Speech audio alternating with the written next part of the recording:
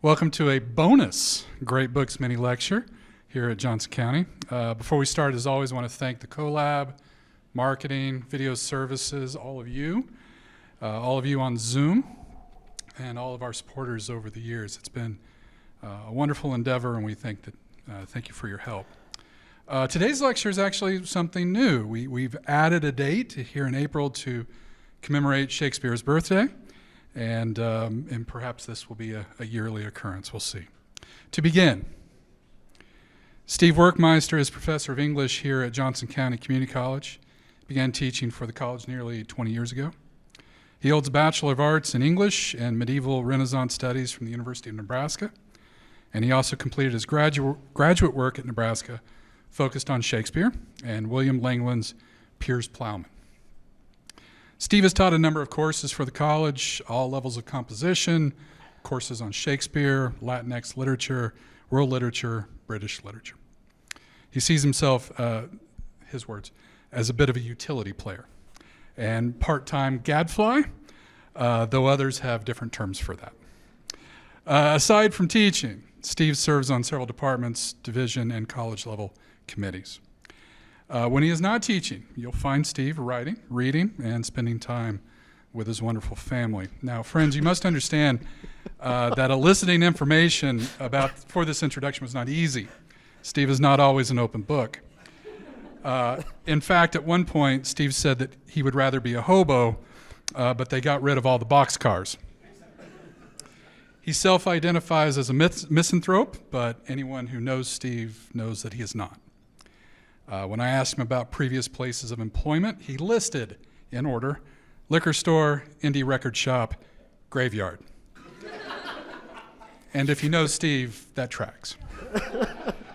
For hobbies, he listed, quote, bursting balloons, raining on parades, and silently correcting grammar. And apparently, fun fact, his high school diploma remains unsigned and not authenticated. On social media before today, Steve warned that we were foolish enough to give him the microphone, and at one point he even indicated that we were making him do this. Friends, we are not. Today's presentation covers Shakespeare's Julius Caesar. We thought this presentation might be appropriate as it is the subject of this year's Heart of America Shakespeare Festival program. And again, perhaps this will be a yearly endeavor. Friend, Steve Werkmeister.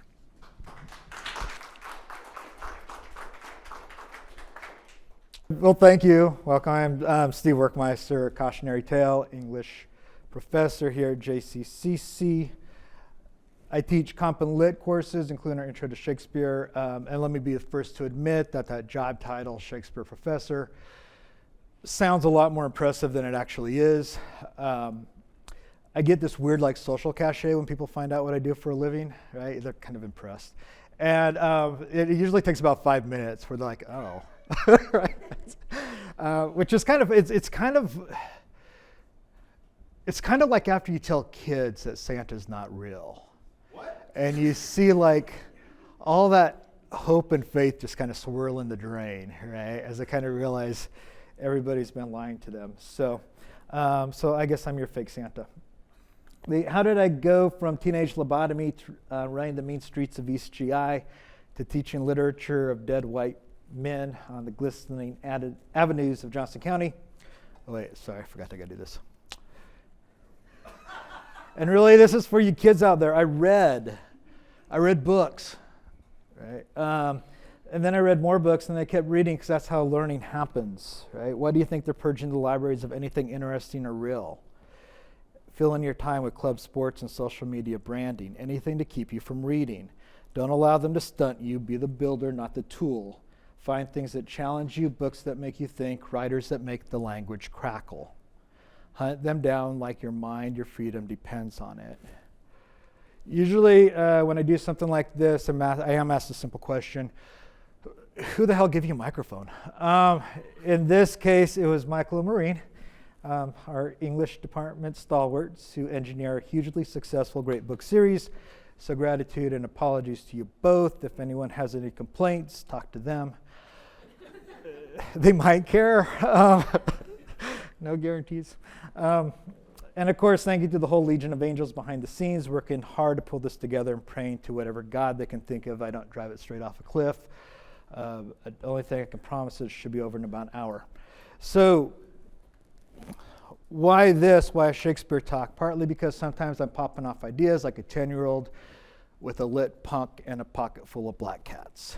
And once in a while, those ideas hit something and get some attention. And in this case, the discussion of Shakespeare in late spring to kind of get us primed for Shakespeare festival season, usually but not necessarily tied to whatever production Heart of America Shakespeare has on deck for June and July. So while this is not part of the Great Books series per se, I gotta remember to do that. It's kind of a spin-off, kind of like the Mork and Mindy to Great Books Happy Days. So if you're under 40, just Google that, okay? Also, I really want to emphasize I'm not here as a spokesperson for Heart of America, and I don't have any idea what they're doing with their production. My aim is different, though. I do want to note this. Theater is collaborative, okay? And that might be one of the few things that Shakespeare is absolutely clear on. Theater requires an invested, generous audience. Now, all the actors and directors, the producers and techies, the backstage folks, the crowd control, this entire troupe of artists is working really, really hard to take a script that's over 400 years old and make it entertaining and edifying for us, a 21st century audience of screen watchers. Okay. My hope is that we come to this play this summer not just as passive consumers, but as an informed audience that's had this play bubbling on the back burners of our minds for the past couple months, an audience with thoughts and expectations and an openness to the decisions that have steered the production's interpretations. Kansas City has a reputation for incredibly passionate and knowledgeable sports fans. It would be nice if they said the same thing about our Shakespeare audiences. And it would be absolutely brilliant if Kansas City voters approved a 3/8 cents sales tax increase to support the local art scene for the next 40 years. I'm just throwing that out there, okay?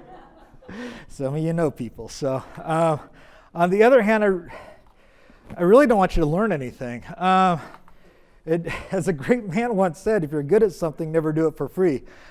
So that's hopefully nobody learns a thing today. If we have time, I might take some questions. I can take some questions at the end. But I just, as I always remind my kids, God gave us Google for a reason. So I encourage you to respect that. And a couple other things I want to get out of the way. Shakespeare lived during the English Renaissance or early modern period, a time we tend to romanticize. But believe me when I say you didn't want to live then. Okay, sorry, I lost my place. You don't want to live then. I know what you're thinking. The Renaissance was one long lazy afternoon when all the poets studied rows of verse and the ladies rolled their eyes. But I don't care how many Renaissance fairs and magical dinners you've been to. The actual Renaissance was violent and the people smelled bad. They were flea-bitten, disease-ridden, laden with oozing sores and rotting teeth. Everything was slow, the food was terrible, and church was compulsory. Kind of like Texas. Hey, Texas, I'm just kidding. Don't shoot. It's just a joke, dudes. And while I'm at the Puritans, our Thanksgiving Day buddies, they were so obnoxious even the English couldn't stand them. Okay, those of you who follow international football know what I'm saying. Okay, those pilgrims, whom we're supposed to adore every holiday season, were so obnoxious, even the English couldn't stand them. Okay, they're as miserable and dour as mid-November jack-o'-lanterns. Also, we know very little about Shakespeare's life. That's not unusual. We know very little about the lives of most playwrights during the time. It's 1598, roughly a third of the way through his writing career, before his name even appears on the title pages of his own plays. By all accounts, he was outwardly boring, a businessman, a bookworm, a writer, an actor of little distinction, a family man. And his genius seemed to lie in his ability to take what someone else has already done, whether an ancient Roman writer or one of his contemporaries, adapt it to his own purposes, and make us forget that his work is actually a usually much better knockoff. Okay? Shakespeare was the Oreo to everyone else's Hydrox. So, moreover, it's important for us to remember that during this time period, playwrights weren't exactly role models. At court or in society, they were at best tolerated and always suspect, kind of like rappers at the Grammys. So, and we can't duck the fact that from our perspective, we're seeing Shakespeare and Caesar in a much, much different light, right? For us, they're brands, they're labels. Okay? Caesar's a salad, a hotel, casino complex, a way of getting a fetal parasite out of the womb so it can become an actual person. Shakespeare's on money. He's a bookstore, he's multiple pubs. His characters are 19 of the 21 moons circling Uranus. And I know you're not supposed to say it that way, but it's not funny if you say it correctly. You can more easily get a minor Shakespeare play produced than a masterpiece by one of his contemporaries. Some of the plays his contemporaries wrote were as good as Shakespeare's best, but modern day crowds don't turn out for Webster or Kidd, Johnson or Marlowe. Through no fault of his own, Shakespeare's one of England's most bankable literary stars, Shakespeare, Austen, and Dickens, or as I like to refer to them, HBO, Hallmark, and PBS. And full disclosure, I'm pretty sure I groaned a little bit when I found out that this year's play was going to be Julius Caesar. It's never been a favorite.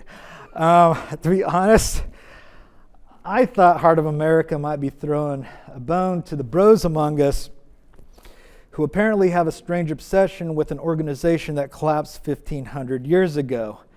I'm not saying it has anything to do with another recent headline, and I'm certainly not given to Freudian readings, but sometimes the math just works out. And one quick side note while we're talking about the bros, the men in this play talk big when it comes to suicide, but when push comes to shove, Cassius and Brutus need to ask for a little help from their friends. Okay. Portia, Brutus's wife, kills herself by taking red-hot coals from a fire and swallowing them. Imagine the determination, that will to die. Cassius and Brutus have swords and daggers and all manner of sharp things hanging from their belts. They need to ask their buddies, right? Portia takes care of herself. Probably not for the first time. So, nobody got that. That's probably good, actually. So I reread the play half a dozen times, started making notes, reading other texts, boring my lovely wife Brenda about it. At some point, she's going to stop asking what I'm thinking about. But the more I lived with it, and again, this for the students, the more I lived with it, the more it grew. Because again, that's how learning happens. You have to let things take root, to marinate for a while. And finally, or nearly finally, when considering how I wanted to approach this talk, I landed on what I'm thinking about when I'm thinking about Shakespeare's Caesar. And what I'm thinking about is me. Go figure. And where I'm at in my life, and us, where we are as a country and a world. I'm thinking of Shakespeare in 1599, the risks that he's taking, right? The wins and his losses. I'm thinking of England with its aging monarch, the Tudor line very nearly played out. A country on the precipice of empire. I'm thinking of the Romans and their transition from republic to empire, what lessons we can draw from that, what warnings. Reading Julius Caesar means living in 3 different time periods all at the same time. To read literature is to enter a multiverse that happens in your mind. So this talk will be more association than interpretation. And I have zero doubt that if William Shakespeare came walking into this room right now, fresh from the alley with his pointed shoes and his bells, he'd have no idea what or whom I was talking about, which I'm cool with. Right? Let the dead bury the dead. So for those who are watching this because the play was assigned to a class you're in and you just want to know the answers without doing the readings, all I can offer is the immortal words of Johnny Rotten. Ever feel like you've been cheated? And finally, because I'm talking about me. Finally, the last few frames of the PowerPoint will consist of a bibliography in case you want to look at what I was looking at. Links to the English department's course catalog, as well as lists of our literature courses for the upcoming summer and fall semesters, and then links to my poetry and literature blog in case you're just really drunk. I'll kind of flash by that. I won't linger, right? But if it's something you guys are interested in, it'll, just when they post the video, just go scrub through all this crap and then find that stuff. About a month ago, also this presentation looked way different, but then I suddenly remembered that there are copyright laws, and that destroyed everything.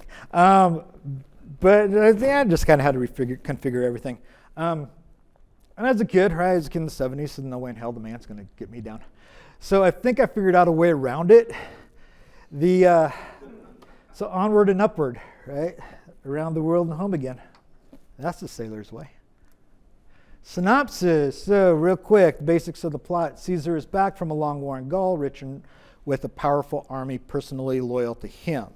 Having defeated his old friend Pompey in a civil war, Caesar has come home to Rome in order to be crowned emperor, and despite the fact that it seems like half the donkeys and all the humans know Caesar is going to die on the Ides of March, Caesar can't resist the theater.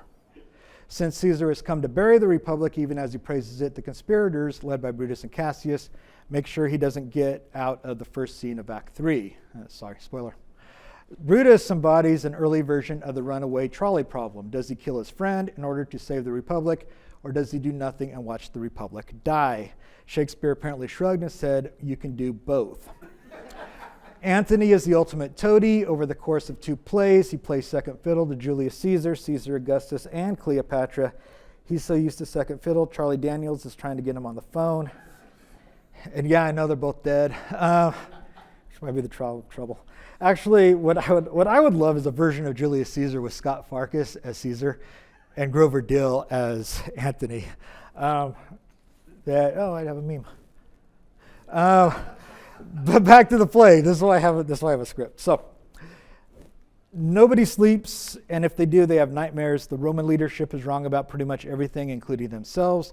The conspirators flatter Caesar to get him to go to the Senate, but then when he gets there, he proclaims that he cannot be moved by flattery. Brutus claims to be a stoic, but he frets and flusters his way through the play. Casca is a tough guy in one scene and scared of the rain in the next. And while I feel sorry for him at some points, Cassius can justifiably be described as just a whiny little bitty boy.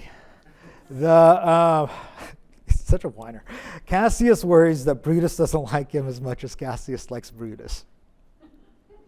That's like a scene. It's basically, it's as if the Roman Civil War has descended into a junior prom after party. A lot of people die, some by the hands of their enemies, some by the hands of their friends, some by their own hands. And as Richmond does in Richard III, and as Fortinbras will do in Hamlet, a relatively young Octavius Caesar, a born administrator, swoops in at the end and takes credit for and control of everything. He's the executive VP of unwhacked moles. The Pax Romana is nigh. I was introduced to Shakespeare at an early age, but not because my parents were rich, white, and cultured. I was introduced to Shakespeare through TV. My guess is my first exposure to Shakespeare was either Gilligan's Island or Bugs Bunny, which also served as my introduction to opera.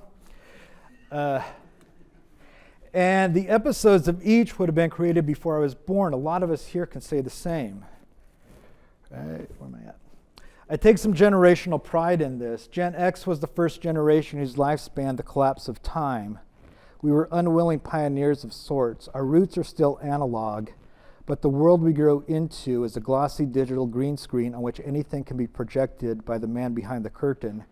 We were fed forcefully at times a steady diet of boomer pop culture along with our own, and we were like, whatever. And to top it off, as the last generation with a decent attention span, we absorbed it all. Right?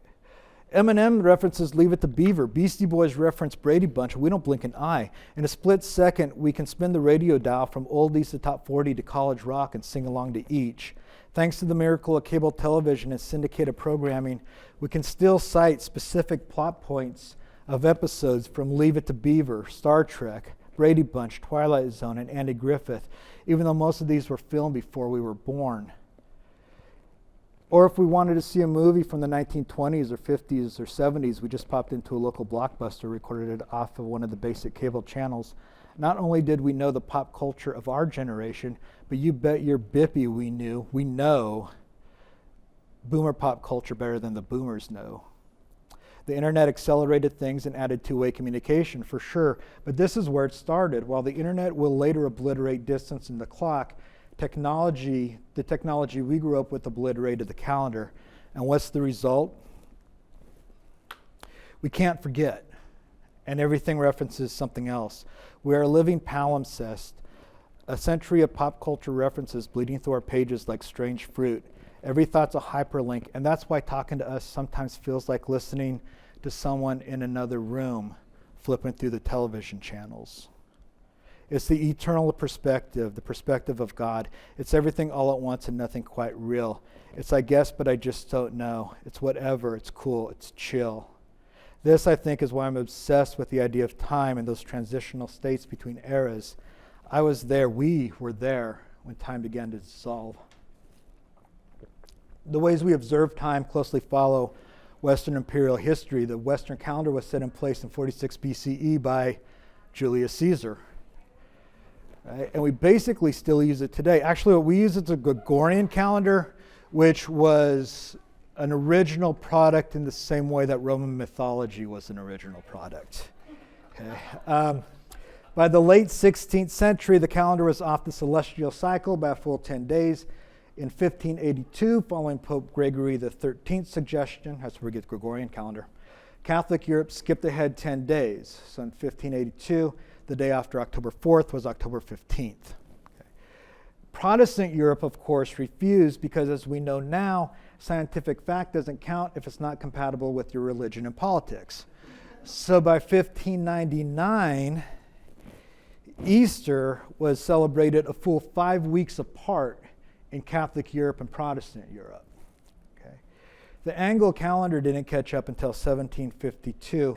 The whole thing must have been a nightmare for astrologers. In the play, Brutus actually asked Lucius, "Is not tomorrow, boy, the 1st of March?" This is almost always corrected by editors. You guys can see the thing there. Almost always corrected by editors to Ides of March on the assumption that Brutus couldn't have been off by nearly 2 weeks. However, given that during Shakespeare's day, half of Europe was on a different calendar, his confusion makes sense and is something the original audience would have recognized.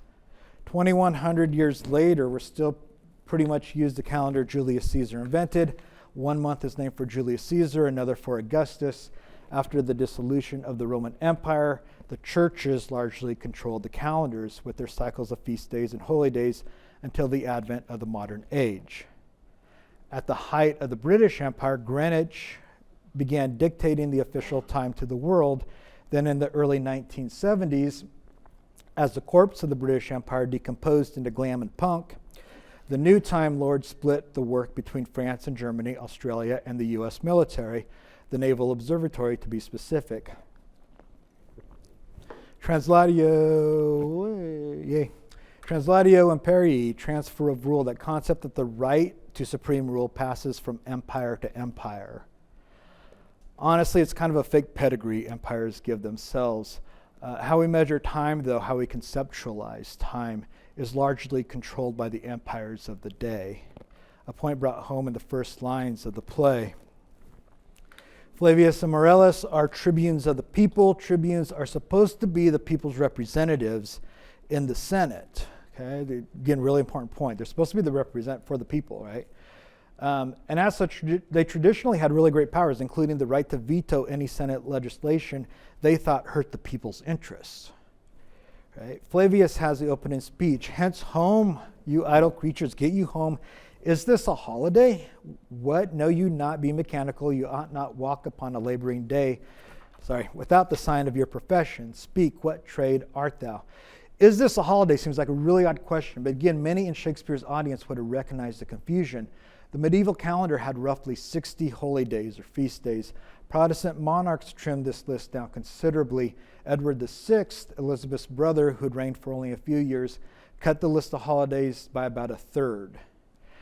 But sometimes there's a lot of confusion about which ones were cut. So for instance, today is not only, we recognize that Shakespeare's birthday and all that, but also the Feast of St. George.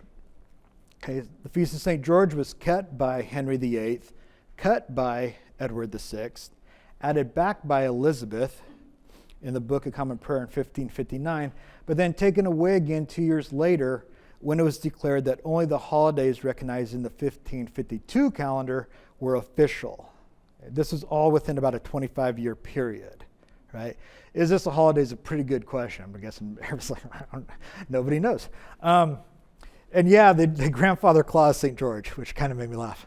The surprising thing, the aspect that makes this question, is this a holiday, seem more political than religious, is that Flavius knows it's a holiday. We find that out later, right? He seems more upset about the way the people are celebrating, right? Rather than celebrating the Lupercal, they're celebrating Caesar. The Saturnalia and Lupercal was a major Roman festival, a mid-February carnival associated with excess and violence, so kind of like Fat Tuesday, a floating holiday often is celebrated in February. Since Lupercal memorialized the founding of Rome, it's also tied to fertility, which is interesting because apparently none of the characters leading Rome in this play have children. Right? And we know what children mean. Whitney Houston sang about it. The Republic has no future. Right? Also, Shakespeare is an artist, not a historian. The ancient Roman historian Plutarch makes it clear that Julius Caesar had actually entered Rome the previous October. So Shakespeare makes the conscious decision to move the play's opening scene to a late winter feast day.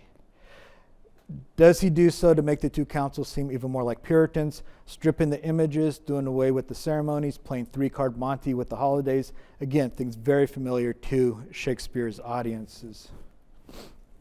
Speaking to the popularity of the newly opened playhouses, Shapiro writes, quote, "The reformist effort to do away with the distracting rituals of Catholic worship resulted in a kind of sensory deprivation.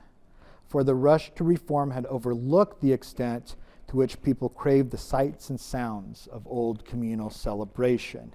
This seems to set the tone for the opening scene in Julius Caesar as well. So I'm thinking about Caesar in particular. When I'm thinking about Caesar, and particularly Shakespeare's Caesar, I'm thinking about transitions. Those periods when the old ways are crumbling to ashes in our hands and the new have not yet blossomed.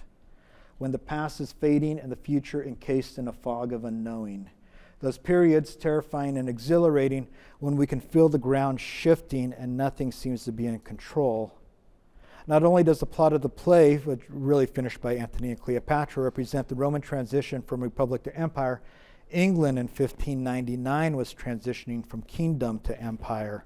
Theater itself was transitioning to a deeper, more stable medium. Shakespeare was transitioning from a young upstart to a seasoned veteran and country gentleman, and even us, even today, we're transitioning. There's a deep sense that the center cannot hold. We can feel it. It's probably a major source of a lot of the anxiety we're seeing today. The earth is transitioning into a climate much different from the one we evolved to thrive in. We've wandered the deserts of late capitalism for 40 years now, and we're still lost as ever. We have elements in this country who are openly talking of succession and civil war. Watch, or hopefully rewatch, we're not barbarians after all, rewatch The Man Who Shot Liberty Valance. Everything the townspeople fought for in that movie, law and order, education, free and open elections, everything that fought for is now under attack. By the standards of mid-20th century Westerns, we're going backwards. This is what it looks like when a republic is losing. And on a personal level, I'm transitioning as well. I'm slipping into the last act of my life if I'm not well into it already. There's only one ending to this story, right? It's no point in lying about it. John and Mary die, John and Mary die, John and Mary die. Margaret Atwood told us that, and who among us is fool enough to doubt Margaret Atwood? Besides, life is just a party, and parties weren't meant to last. We've known that since 1999. So, that's my favorite joke. So I think about it as I'm slouching towards retirement and then death. How do I wrap all this nonsense up, right? What do I want to do? Who do I want to be for my last act? Because it's coming. Thinking about Shakespeare's Caesar, I'm also thinking about England in transition. The queen is getting old, just don't tell her. She's unmarried, she has no kids, her siblings are dead, they had no kids. She had her cousin killed, not without justification. Don't tell Scotland I said that. She knows she'll be sidelined. Pissed off Scotland and Texas so far. She knows she'll be sidelined as soon as she names an heir, and everyone has to keep pretending she's 29, even though she's close to 70. Right? Every family's got one of those. So then there are the problems in Ireland. The Irish are strangely resistant to colonization by the English, and they're so deeply uncivilized that they fight back. This confuses the English because no matter how many Irish they slaughter, the Irish refuse to love them. Edmund Spenser, author of The Fairy Queen, was a member of the Munster plantation, living on 3,000 acres of stolen land, right next to Sir Walter Raleigh, who lived on 4,000 acres. Spencer actually advocated for mass starvation as a policy tool to control the Irish. After much dithering over who could be trusted to get a handle on things, Elizabeth finally sends the Earl of Essex, probably England's most famous knight at the time, and he gets his ass beaten so badly he runs back to London and gets himself arrested. England's attempts to dominate Ireland had been going on for hundreds of years and will go on for hundreds more, but as Roxanne Dunbar Ortiz points out in An Indigenous Peoples' History of the United States, England's treatment of the Irish sets out the pattern for settler colonialism. The lack of accountability, vile atrocities, and genocidal acts that the British would apply to the peoples of the Americas, Asia, and other parts of the world. Why bring that up? Because in September 1599, not too long after Julius Caesar would have debuted on stage, over 100 merchants formed a joint stock company to which they committed 30,000 pounds. The notorious East India Company was born. This was a game changer since English trade had been dependent on overland routes, but they copy and pasted the Dutch sea routes around Africa and proceeded to rape and pillage and kill and steal their way across Asia for most of the next 3 centuries. Whoops, I mean introduced the wonders of capitalism and the Western ways of doing things, in case you're wondering why the world is the way it is today. Anyway, there were 125 original investors in the East India Company, none of whom were noble. This is a really important point. The people who are going to build the future, for good or bad, mostly bad, were all from the rising merchant class. While noblemen were at the site of Essex cosplaying knight adventurers in Ireland and getting their asses handed back to them in broken chamber pots, it was the merchants, those seeking profits rather than honor and glory, who led the effort. At one point, the East India Company's private army would become twice the size as their home country's national army. Richard Hakluyt, a writer and strong promoter of the colonization of North America, made it clear that national glory was now achieved through trade and empire, no longer chivalric honor. Merchants displaced knights, profits displaced honor. We are entering capitalism. Simplifying things to a radical degree, trade seeks mutual benefit while capitalism seeks singular advantage. What's the deal where we both benefit versus what's the most I can take from you for the least? We versus me. The Western world was transitioning from a feudal economy to a capitalistic one, dragging the rest of the world behind it. Shit, sorry, I'm forgetting about these. In pre-capitalism, land is the measure of wealth and status. Under capitalism, it becomes money. What's the result? Lots of commercial investments, which is a fancy way of saying gambling your family's wealth on business ventures, meaning lots of booms and busts, meaning a great deal of instability, which might explain why the English hold on to the class system so tightly. It gives them the illusion of stability. Also, you have lots of new money clashing with old aristocracy. The people with titles but no money resent the people with money but no titles. This will go on until Downton Abbey. When thinking about Shakespeare, Caesar, I'm thinking about Elizabethan theater. In the late 16th century, London was growing fast and theater was becoming hugely popular despite the lingering suspicions about the playhouses and their visitors. As Obi-Wan tells us in another context, you'll never find a more wretched hive of scum and villainy. Peacham wrote a supplement about the dangers of living in London, mostly drinking, gambling, and playgoing, that he attached to his Complete Gentleman in 1622, and includes a short anecdote. A tradesman's wife of the Exchange, one day when her husband was following some business in the city, desired him he would give her leave to go see a play. which she had not done in 7 years. He bade her take his prentice along with her and go, but especially to have care of her purse, which she warranted him she would, sitting in a box among some gallants and gallant wenches, and returning when the play was done, returned to her husband and told him she had lost her purse. Wife, quoth he, did I not give you warning of it? How much money was there in it? Quoth she, truly 4 pieces, 6 shillings, and a silver toothpicker. Quoth her husband, where did you put it? Under my petticoat, between that and my smock. What, quoth he, did you feel nobody's hand there? Yes, quoth she, I felt one's hand there, but I did not think he had come for that. And this description, which suggests the range of patrons as they're leaving the playhouse, is from Sir John Davies. For as we see at all the playhouse doors, when ended is a play, the dance and song, 1,000 townsmen, gentlemen and whores, porters and serving men together throng. So thoughts of drinking, thriving, wenching war, and borrowing money raging in his mind, to issue all at once so forward are, as none at all can perfect passage find. As Gurr points out, I think I'm on the next one. No.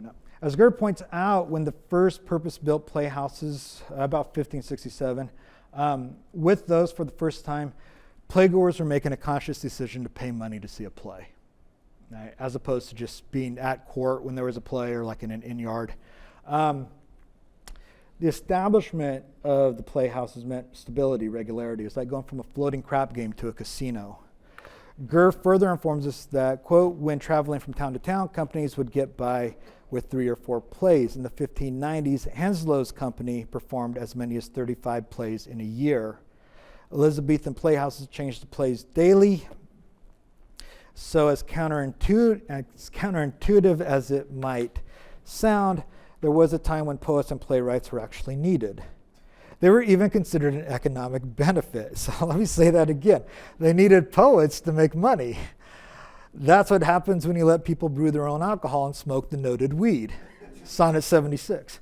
You get a society that loves them some poets. According to James Shapiro,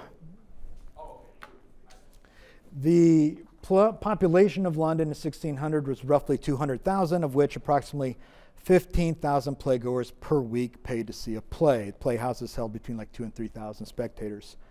It's likely that over a third of London's adult population saw a play every month. In the roughly 75-year period when the first intentional playhouses were built until the closing of all the playhouses in 1642, well over 50 million visits were made to the playhouses, according to Gurr. The public playhouses were in the suburbs, right, the suburbs of sin. The Puritans controlled city government and didn't allow public theaters in London proper. Playhouses were located at the edge of the city in the verge where the interesting things happen. England's first permanent theater was built exclusively for theatrical Sorry, I threw a word in there weird. England's first permanent theater built exclusively for theatrical performance was the theater built by James Burbage in Shoreditch in 1576. That's just kind of northeast of London. The following year, the Rose was built nearby. Those 2 theaters would basically serve as a Lord Chamberlain's home base in the 1590s. In the late 1590s, however, the Lord Chamberlain's men were fighting with their landlord, Giles Allen, and it became clear that they were going to lose their theater. They were also overextended because Burbage bought Blackfriars Indoor Theatre, which is southwest of St. Paul's in London proper, on the wrong assumption that his company would be allowed to perform plays there. Even the Lord Chamberlain, who was Burbage's patron and like someone who lived in the neighborhood, petitioned the court not to let them put on plays. So when your own boss is against it. The wealthy didn't want the riffraff coming around, right? Which is why the leading men in the company became stockholders, part owners of the company. Burbage was broke, right? So the only way he could keep things afloat was to like basically spread the ownership out. The Burbages didn't own the land the theater was on, but they did own the building. So in December 1598, while Allen was off in the country for the Christmas holidays, about 15 men dismantled the theater, stored the pieces in a warehouse, and then rebuilt it as the Globe that summer of 1599. Honestly, it sounds like a scene from Fantastic Mr. Fox. So, the Globe Theater was built in the suburb of, and I think I got this right, Southwark if you drink tea, Southwark if you drink coffee, Southwark if you grew up in Nebraska. Southwark was another red light district, lots of, just outside of London, across the river, lots of brothels, taverns, bear baiting arenas, cock and dog fighting, wastrel English professors, boozy retired deans, etc. Basically, it was the Las Vegas, the Shoreditch's Atlantic City. The Globe opened during the summer of 1599, so it's likely that Julius Caesar was the first of Shakespeare's plays to be performed there. English drama is changing, though, too. Shakespeare is a hinge writer. Okay. And by 1599, that first great generation of playwrights that saw him as a young upstart has passed. That next generation, which sees him as a grizzled veteran, is just getting started. None of them are over 40. And the things seem to be swirling in his imagination, changes. Shakespeare had hit a dry spell just before the move to the Globe. He only wrote 3 plays in about a 2-year period before 1599. In 1599 alone, he'll write Henry V, Julius Caesar, As You Like It, and Hamlet. Okay, so he had a breakthrough. And he does something really radical. He gets rid of 2 staples of English drama at the time, his star clown performer and the jig. Okay. The long tradition of clowns or comedians goes back to medieval characters like Vice or the Lord of Misrule. They're performed as opposed to acted. They would often banter with the audience. They would stray from the script. They were the bane of playwrights. The clowns were also the stars of the jigs, semi-improvised one-act sketches that followed the play, lots of audience interaction, sexual innuendo, and song. It was basically an excuse to tell a lot of dirty jokes at the end. So if you can imagine an episode of South Park immediately after Hamlet, that's the jig. Okay. Throughout the 1590s, Will Kemp was Lord Chamberlain Minn's star clown, a legendary jig master, and like Richard Tarleton before him, was hugely popular.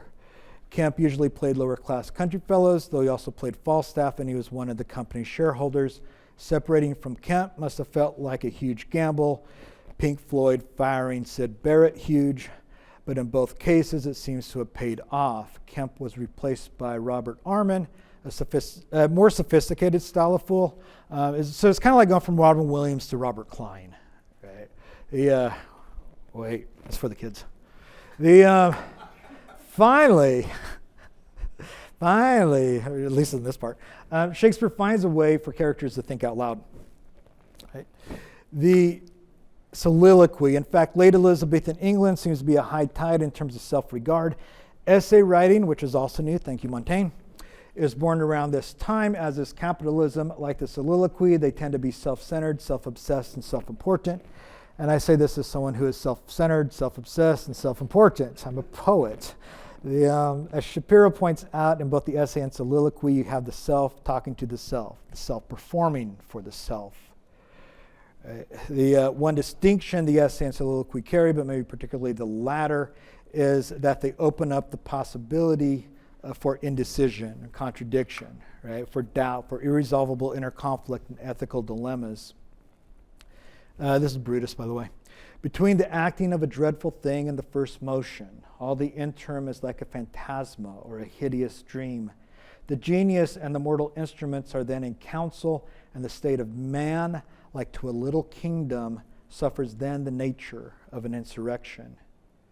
The time between the decision to perform an act that fills you with dread and the moment of actually doing it is like being stuck in an endless committee meeting where you just constantly go around in circles and people won't shut up and get to it. Except it's all in your head.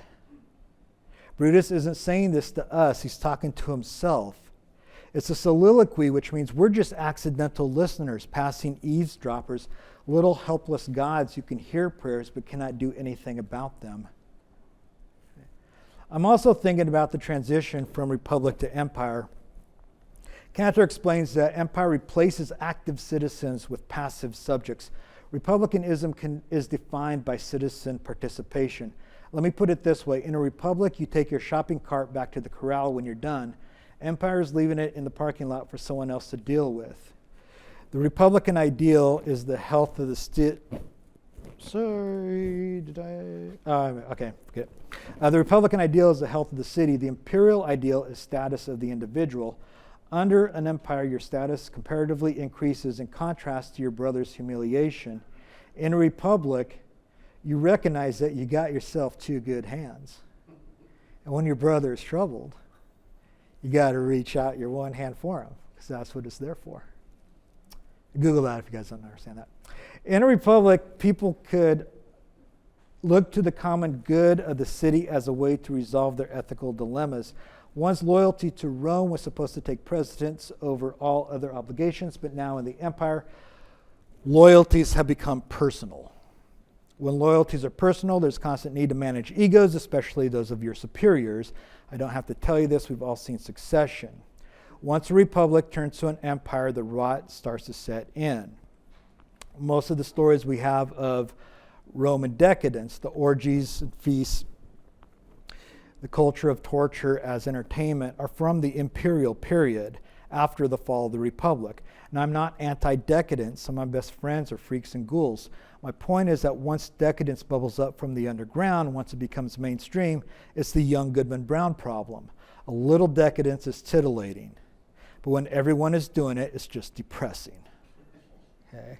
At that point, decadence becomes just another show on one of those free TV channels. Cantor says this about Antony and Cleopatra, though I think it's clearly seen at the end of Julius Caesar and quite possibly contemporary America. Shakespeare portrays a nearly moribund Roman aristocracy corrupted by their wealth and no longer faithful to their traditional values. They have lost their way, they are disillusioned, dispirited, and confused by the death of the Republic. Having lost their faith in human agency, they have become indolent, inclined to think that things will happen to them rather than that they can make things happen. They have come to doubt themselves, their customs, and their beliefs. And while it seems like the working class is giving up, can we blame them? A key feature of the Republic was the office of the tribunate. The thing is, though, the place tribunes don't even know their people and certainly don't respect them. Look again at Act 1, Scene 1. Flavius Amarellus didn't terribly seem of the people, more like certain politicians who suddenly discover they own a pair of jeans when it comes time to shoot another campaign commercial. I'm not trying to both sides this or anything. I'm just saying that the two characters whose job it was to look after the people's interests don't seem terribly interested in the people. When those who claim to speak for the people stop speaking to the people, with the people, it's not a big mystery they'll look for other answers. The result, the silencing of Flavius Amarellus, marks the death of the Republic. After this, the emperor will speak for the people. Following Cantor and Coriolanus, the plebeians control the plot. The refusal to recognize Coriolanus as a representative ignites the action. Okay, Coriolanus is taking place in the early days of the Republic. In Julius Caesar, the plebeians are shopping around for an emperor. By the time we get to Antony and Cleopatra, the working class has disappeared. I don't think they're even mentioned, and if they're thought of, it's as cannon fodder. Hence the problem. The Romans went looking for a savior, and all they could find was Caesar's. And a big thing that jumped out at me when I picked up the text again was the fact that every one of the Roman leaders is wrong about everything all the time. I'll talk about how this might be related to time in a minute, but the consistency is mind-blowing. How are the leading men of Rome so wrong so often? I made a list, checked it twice, but I'm not about to catalog every one of their mistakes. We're bored enough already. I do want to point out that the most consistently wrong character is Brutus, the hero of the play and symbol of traditional Roman virtue. He's wrong all the time. And what's worse is that Cassius is usually right, but he constantly gives in. We know those couples, right? We all have one of those too. Cassius wants the conspirators to swear an oath of allegiance. Brutus refuses. The other conspirators want to bring in Cicero. Brutus refuses. Cassius wants to kill Mark Antony as well as Caesar. Brutus refuses. Over Cassius' objections, of course, Brutus allows Mark Antony to not only speak at Caesar's funeral, but to bring the body to display it before the plebeians, saying, "It shall advantage us more than do us wrong." You fool, the dude with the prop always gets the attention. Pathos is catchy, logos is not. No one does the logical thing because the crowd is doing it. That's what Antony understands and where Brutus fails. Brutus wastes his pearls of logic by throwing them before unreasonable swine. Meanwhile, Mark Antony is playing Weekend at Bernie's and setting the city on fire. Finally, Brutus insists on giving up the high ground to march on the triumvirate army camped at Philippi, despite Cassius's objections. Again, even Mark Antony believes there's no way Brutus is going to give up the high ground. Right? Hell, I'm a literature guy, and I know in a battle situation, you do not give up the high ground. Right? Brutus does. It's like he's driven to fail.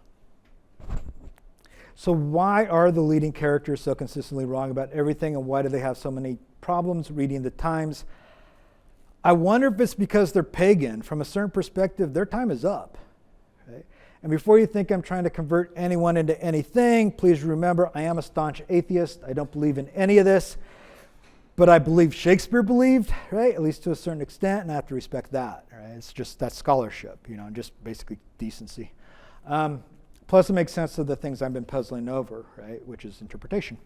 According to the Christian perspective of history, God's will unfolds over time. So from that perspective, could it be the Roman leaders are so wrong because they don't have the light of truth that Christianity will bring? We raise the Romans up like a model. Think about them on a daily basis, apparently. And like the Romans themselves, we think they're the banquet. What if they're just the table setting? As Cantor points out in Antony and Cleopatra, the sequel or second part of Julius Caesar, we suddenly get a surprising number of references to the New Testament, references to Herod of Jewry, phrases lifted out of the book of Revelations in the Geneva Bible translation, a reference to Psalm 22, the Why Hast Thou Forsaken Me psalm. Cleopatra refers to Antony as Lord of Lords. Antony himself speaks of a new heaven, new earth. Shakespeare isn't being terribly subtle. If students are right and literature just boils down to finding the hidden message, this might be the world's worst hidden message. The quote on the screen, Caesar Augustus himself says that. Right? So what's my point? That's a good question, thank you. Rome was good at mechanical things, roads and aqueducts, amphitheaters and baths, military logistics. They were the gods of STEM. But culturally speaking, they were parasites. About the best they could do was copy the Greeks and change all the proper nouns so they sounded more Roman. Let's just say culturally the Romans were open to suggestions. The Pax Romana, the cessation of internal hostilities, the age of Roman peace, allowed trade to flourish, but not just Gesundheit, but not just trade, right? Also the movement of people and ideas, including revolutionary ideas about the dignity of the common person and an elevation of community over treasure. For someone like Shakespeare, who most likely was pretty much a standard issue Anglican, it feels like this would have been on his mind, that silent knowledge of where this world is tending after the curtain falls. As Rome spread, so did its access to Eastern ways of thought. Stoicism's suck-it-up buttercup philosophy, for instance, is well suited for life under an imperial system. But frankly, schools of thought of all kinds swam the currents of Rome's extensive empire-wide road system. We see this in the Roman plays, at least set out by Paul Cantor. Coriolanus takes place in the early days of the Republic, and I'm not sure if anyone in that play knows Greece exists. In Julius Caesar, the patricians are not only making themselves incomprehensible by using Greek, right? That's where we get that line from. It's Greek to me. Not only making themselves incomprehensible by speaking Greek, they're also taking on Greek schools of philosophy, Epicureanism, Stoicism, Cynicism, academic skepticism. By the time we get to Antony and Cleopatra, almost everyone in the play has become Egyptianized. As Cantor points out, the scene with the most Eastern decadence takes place on a boat just off the coast of Italy.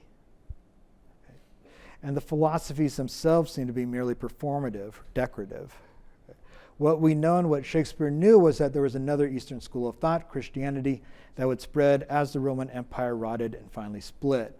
Roman Catholicism fed off the carcass of the Roman Empire, and like the empire, it grew, and then it cracked. Ask Shakespeare's parents how that all went. Dante, writing during the first subtle stirrings of the Italian Renaissance, is blocked from his spiritual ascent by a wolf. Dante's guide in Bro Crush, the ancient Roman poet Virgil explains that the wolf is avarice or greed. She tracks down all and kills all and knows no glut, but feeding, she grows hungrier than she was. Avarice, insatiable greed, that bottomless maw that can never be filled, that addiction to feeding a wallet that can never be sated. And if you want a quick measure of how quickly things can change, a few centuries later, we made insatiable desire the cornerstone of our economic system. The American consumer culture isn't built on having, it's built on wanting, on the act of buying. Everything, everyone is for sale, and profit is the only measure of our ethics. Have we, like the Romans, been corrupted by our success? No society has ever had so much in terms of material goods and been so shriveled of spirit. No society has ever been able to kill so many so quickly and yet was so impoverished when it came to reasons to live. So we shop. And the more we buy, the emptier we feel. Most of humanity until recently lived and died without enough clothing to justify a closet. And now a lot of us, me included, live in houses with closets the size of a midtown apartment in New York City. And it's not enough. It's not designed to be. We clutter our lives with distractions. We fill our days working jobs we despise in order to buy things we'll stop wanting as soon as we get home. And no thing we've ever bought from a store loves us. No thing has made us better humans. Yet still we've allowed credit scores and purchasing power to become our primary reason for being. Feeding, we grow hungrier than we were. We try to justify this by saying it's a dog-eat-dog world, which might be true, but only if we make the decision to treat each other like animals. And that is a choice. Besides, that it's really unfair to dogs. What really gets me about that phrase is we use it primarily as an empty justification of the unjustifiable. It's meant to get us to stop thinking about what we're doing. As the Bronx Zoo used to remind us, humans are the most dangerous animals in the world. Fortunate campaigns, increase of wealth, and acquaintance with luxury and more of life's comforts created in Athens and Rome an aristocracy of wealth and military glory. The aristocrats thus acquired a dominion and an influence over the masses and corrupted them by their deeds and still more by the use they made of their riches. The masses then readily and willingly ceded power and preponderance in the state to the aristocrats. Right? That was from Hegel. Athens, Rome, and America in the 21st century, staring at so-called reality TV. The history of empires is a history of quiet quitting. It's almost as if the weight of self-governance gets to be too much and we look for a strong man to carry the load for us. What we don't realize is he's not selling, he's buying, and he's buying us. The confusion after Caesar's murder leads the plebeians to throw off the responsibilities of the republic and sell their rights to the highest bidder. They are so far gone they attempt to crown Brutus in Julius Caesar's place, right? That really kind of stark line, let him be Caesar. And this is kind of amazing. They're the ones, at least according to Shakespeare, who made Caesar's name a job title. Something we had until relatively recently, right? Like 100 years ago, we still had that. When people choose self-interest over their city, trade civic responsibility for bread and circuses or fast food and social media, when the people decide to identify themselves with a single man rather than by class or country, all hope, faith, ambition, fear is funneled to a cult of personality. For I have neither wit nor words nor worth, action nor utterance nor power of speech to stir men's blood. I only speak right on. I tell you that which you yourselves do know. Dante follows Virgil in both the writing of poetry and in his progress to spiritual enlightenment and personal salvation. In Julius Caesar, we see two poets. The first is murdered in the streets and the second ignored by those in power. Shakespeare was writing about a moment when Roman society turned towards imperialism, just as his own society was turning towards imperialism. And now in the early 21st century, we ourselves are feeling the pull of the cult of personality and the turn towards an imperialist system where the law doesn't apply to the monarch, where many among us would voluntarily give up the power of the people to the whims of one man, our dignity measured by proximity to that one man, our national decisions based not on what's right or what's good or what helps the most people, but based on that decision, but whether that decision would please or displease one man. Concepts of honor and self-respect and personal integrity are fading fast. And yes, while I was initially disappointed by Heart of America's decision to stage Julius Caesar as this year's offering, the more I lived with this play, the more apt the choice seems. Like 425 years ago when it was first produced, Julius Caesar speaks not only to where we as a civilization were, but where we as a civilization are now. Is this the promised end then? Or just an image of that horror? Are we doomed to modern day imperialism and Sisyphean consumerism and subsequent dissolution? I don't know. Before we follow Portia's lead and swallow hot coals, though, I'd risk sounding like a minor Star Wars character and argue that there are ways to resist. Humanities, liberal arts, fine arts are pursuits of nobility rather than profitability. The study of literature and music, of art and history, of rhetoric and philosophy, the training and theory of creation, of becoming ourselves creators.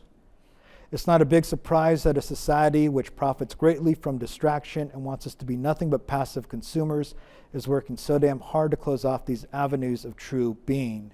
Declaring an English major, becoming an artist, taking philosophy classes, choosing meaning over money.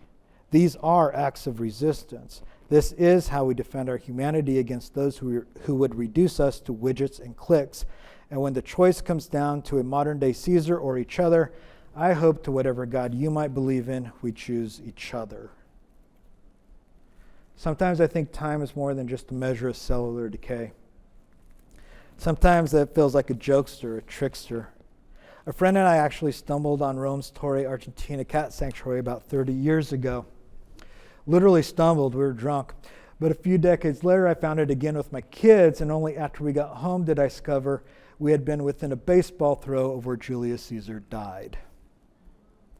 I love the idea that street cats, an animal sacred to the Egyptians, a nation the Romans appropriated like they're shooting a Bengals video.